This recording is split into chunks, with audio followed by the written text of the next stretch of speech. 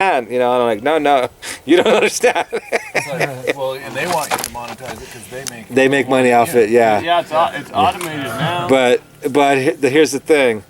They know that it has more power just being an icon of YouTube. Because, you know what I mean? Yeah, exactly. Yeah, because it's unique. It's one person, one camera, one take. It's what makes YouTube exist in the first place. Yeah, I'm like a typical YouTuber, right? I'm just with a camera, me, filming, right? And I filmed a piece of history, you know.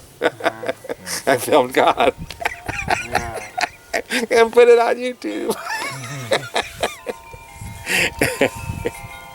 Yeah, that's some trippy shit. And that's another thing that's beautiful about it too. It's like, if it was fully polished and if you had the best camera around, it wouldn't have made the impact. Right.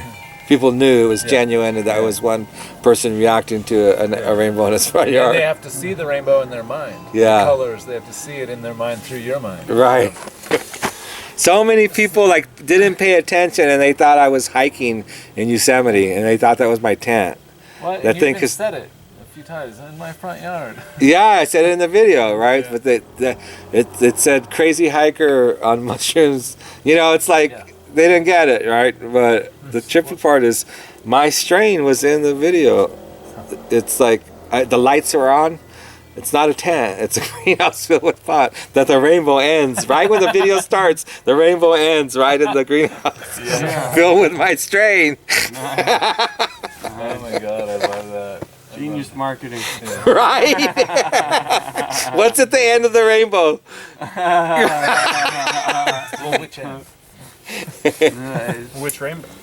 A pot of gold in the form of pot.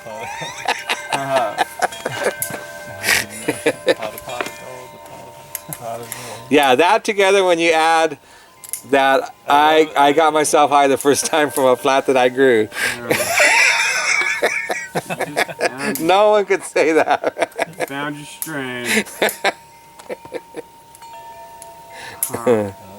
Well, damn, dude, nice show up. I can't even smoke your shit. Too bad. It's good. Next round. You can stuff like that can wait till the right time. No rush. Yeah. It's good.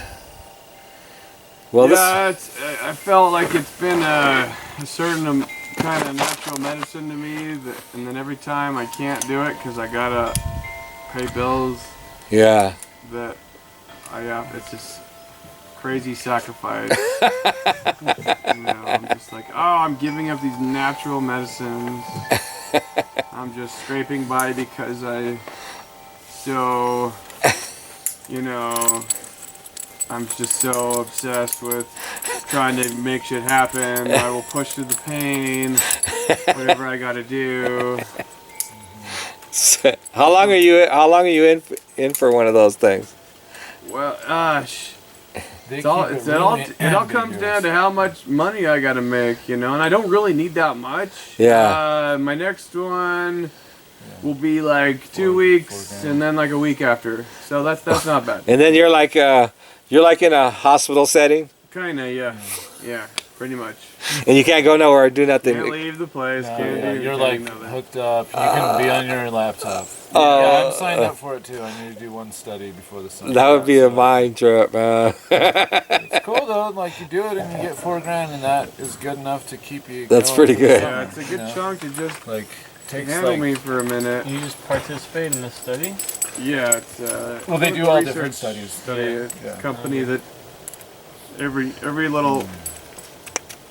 It's so strange, like, because most of it's opiate based. Most of it's prescription painkillers. Damn. But you do the healthy studies and you basically act as the control group. Control group, so you can't do natural painkillers because you're the control group for artificial painkillers. You know? The stuff that they're selling to, everybody that should just be smoking pot, right? Yeah. So it's super ironic, you know. Yeah, it's like the only stuff they can detect is, of course. Yeah, and it's the only thing that'll show up in your system, so it's the only thing they could possibly give you a shit for. You know. And they don't even care. It's just the industry. Yeah. Science.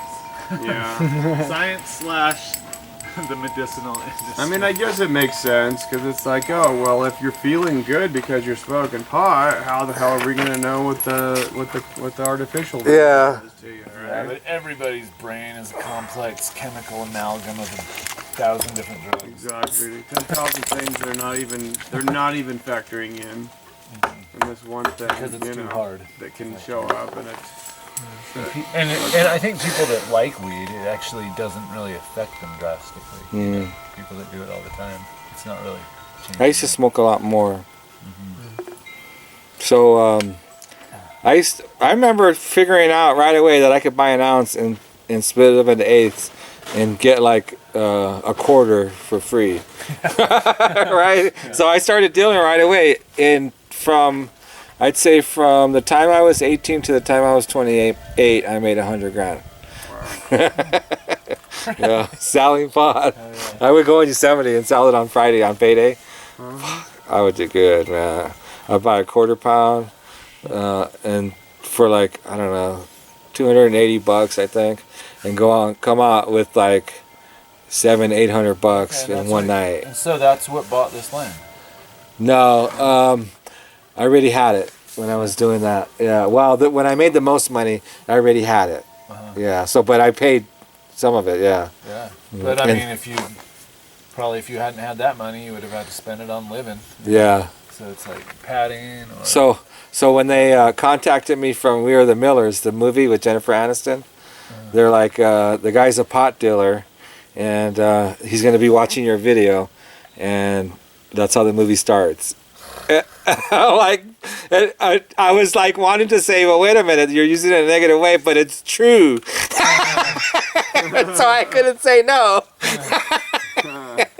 Then it was just about how much.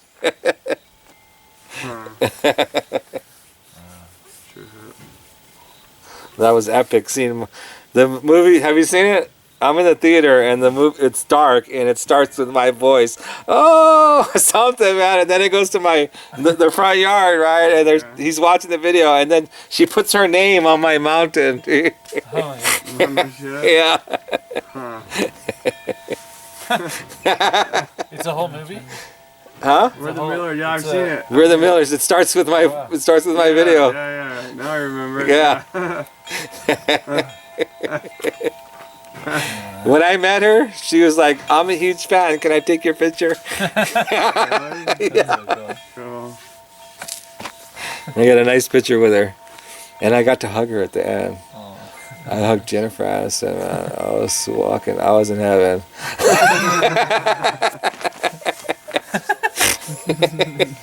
She was really sweet and really warm and fucking beautiful, man. Yeah, that was fun.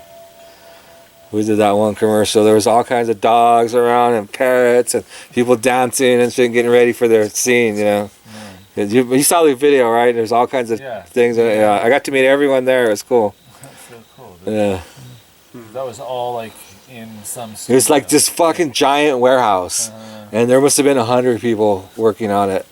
Yeah, and they had like sections off and it was lit real good. And yeah, it was a trip, man. It's a factory. Yeah, totally, man. There's people like organizing the wardrobe and making sure I looked good, and there was makeup people and messing with me, and it was a trip. Big production, fun. This is 2010. Yeah, that was what was that? 2010, towards the end.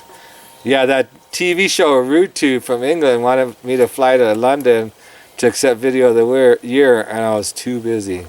I couldn't fit the block of time necessary into, because I was flying all over the world. And coming from being like a fucking hermit dart farmer, and I'm flying all over the world, I can't go to London because I'm too busy. They sent a film crew here. That's awesome. You'll have to come to me. Wow. I know, right? Oh, and of course, like, shit, like, what they can do, you know, like, you are the thing, you know? Like, you know, they gotta capture that, You're the it boy. So this, like, started, like, summer 2010? It's 4th of July weekend, like, the day before. It was like the Friday, the 4th of July weekend in the morning. Perfect timing. It's like that. You couldn't ask for a better start to a viral video. And Jimmy Kimmel was on hiatus for 2 weeks, and when I came back, I was a big deal. And he was running reruns, and when I came back, he's like, "Yeah, this happened. We're gonna have this guy on." And they were showing my video and shit, and it was a trip, man. To be like I'm living up here, just fucking barely scraping by, right? I don't have a car. I mean, I have a car to get to town, and that's it. And no money, no cell phone. You know, I could doing cage fighting to pay the major bills. No, I did the cage fighting to lose weight. Okay, well, Yeah. if you're okay, how are you making? Photography and breeding dogs and selling pot and my firewood. So you're doing all these. Just kind trying of to freelance. Yeah, just trying to make everything. it. But you got to realize there's no mortgage. No mortgage. There's no child support. There's no car payments. Okay. You know what I mean? I'm just paying propane, electricity, All internet. basics. Yeah, it's not that much. So it was working, but I did get down to 0. And So you never got negative, like most people. no, yeah, I never got to the point where it's like I can't get to town. You know what I mean? To get food, that never happened. You got close to But I got down to where I didn't have no video. money. You were like, Yeah, it's like if the car broke down or something, I was gonna be stuck. wow. Yeah, but and then it hit, and I was like, Your last $200. I know it is. No, Been there. London. Your last I 200 can't bucks. go.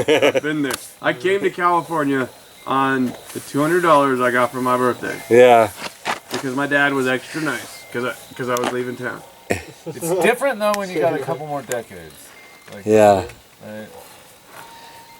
Well, I came to Yosemite to work. I had a job Yeah. waiting. They hired me as an unassigned hire, and when I got there, they're like, all we got is housekeeping and food service. And I'm like, those don't sound very good. And then this guy comes up and goes, try him for security. And I'm like, yeah, that sounds good. And I went over there, and I'm an EMT, I'm a firefighter, and that's what they do. You know, they handle emergencies. They're the security for the concessionaire. And I'm big, and like they fucking hired me like that, man. I got a good job. They gave me a cool place to live. I'm making good money. I'm in Yosemite. And then what happened to that job? And then they kicked us out. Well, I met my wife, and then we had a kid. When she was born, they kicked us out of the park, and we came and lived on the corner over here. And so we couldn't do. Oh, they made it so that we couldn't do that job anymore because they started scheduling us at the same time. Because we were like trading off. You know, she would work and I would watch the kid, and I would work and she would watch the kid. But they made it so that we couldn't do that. What? Yeah. So then she got a job in daycare. And she got to watch our kid. And then she went to school for daycare. And then we came and moved over here. And what happened? And then we split up in July 7th, 1990. Yeah. And I came and moved up here. We were living on the corner. And she left. She went to go live in an apartment in town. And I came and moved up here. I had the trailer already. Or I brought it up here like that week or something. Fuck, it's all on video. I videotaped the whole thing. This thing driving through town. And down Triangle Road and shit, and up here. And then we bulldozed this thing to get it wider so that we could. We weren't going to be able to do it, so unless he modified the road. So he had to modify the road so that we could pull this thing up here, and then we had to modify back here and made it wider and stuff. It was a lot of work. Drug this thing up that road. Yeah, I want to do more stuff here. Bring your girlfriend. Yeah, that's what I'm thinking. I need to, like, she keeps thinking that she needs to work her jobs and stuff, but we need to like do a month, you know. So, Yeah. Well, if we get some decks built and a deck for the shower, and then the plumbing should be easy for that, and then Bathroom, shower, and kitchen. basic kitchen. Yeah, and then some decks that people sleep on. A little bit of a sound system. I got that. And like some like chill, areas. what about a solar observatory? And we're good. You know? We're good. What do you mean? Something, get some alignments to the stars. Oh well, this is east. This is due east. I know, but you gotta get your North Star. You gotta get your. So, but that's the next thing is the deck for the shower. A deck for the shower. Your summer solstice, and then equinox. the piping. So has that always been your thing? Like, I mean, you say like. I mean, you're as hardcore local. You are as Yosemite as a Mariposa as it gets. Yeah. I think that's rad as fuck. Yeah. And you've been up here since you were a kid. 19. I know. I'm 22 when I moved here. You're a guide. I love it. I fucking love how much you like live it and you embody it. And it's a good life. Yeah. And then. Has it always been like you've done the farm thing? Like what got you into farming, or was it just? Okay, so when I stopped driving, I worked for the park from 85 to 94, and in 1994 I got my truck driving license, and I drove truck for 10 years and one day, and I gained 200 pounds. I was 465 pounds when I stopped driving truck, and I stopped because I knew it was going to kill me, and I also stopped because everything was paid off.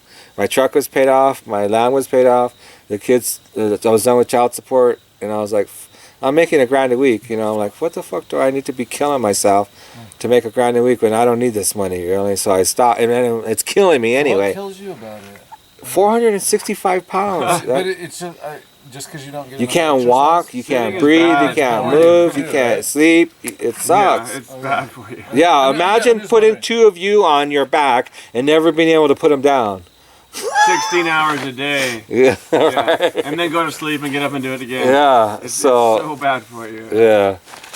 So I knew it was going to kill me, so I stopped. And then I was like, okay, I got to this point. Okay, growing up, I always knew, my dad died at 44. I always knew that I was going to have a battle for my life in my early 40s. Oh, it's in your genes. Yeah, I knew this was coming, and I didn't know if I was going to make it. I just knew that I was going to have to fight for my life in my early 40s, and because my dad died at 44, right? And I know I got the same gene in me that wants to kill me, right? That's why I was so big, right? And then I'm like, fuck, I'm gonna die. And I said, if I'm gonna die fighting, and I'm like, I'm going to fight for real in the cage. And so I thought, I'll train, right? I'll train hard and lose weight. And if I don't train hard, I'm going to get my ass kicked, right? Because it's competition, right?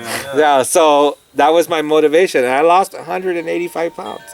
Yeah. Just through the training before you even started? Yeah, well, I did a lot of stuff. I mean, I went on, I did juice fast. I went on, I just ate raw food, and I did a lot of stuff. So the thing is, I checked. Circuit? Huh? Is there a whole circuit Yeah. down there, like in LA, or? We had a gym here that had a club, a fight club, and I joined. And there was a world champion cage fighter on there, Bobby Hoffman, who mentored me. I came to him and I said, I don't have any money, but I'm an excellent photographer and videographer, and I'll trade my service for you and the team if you train me. And I got to train for free. And then they had fights all the time, and I would go with my camera and I would sit touching the cage and take pictures of all the whole thing. Cool. Yeah, it was fun. Then you get to learn. Yeah. So then I was training the whole time, and finally I got to a point where it's like, okay, I'm ready to fight, and I set up that fight but I didn't know I was gonna fight that giant. Fuck. But it was cool. We got some pizza. Yeah. Nice.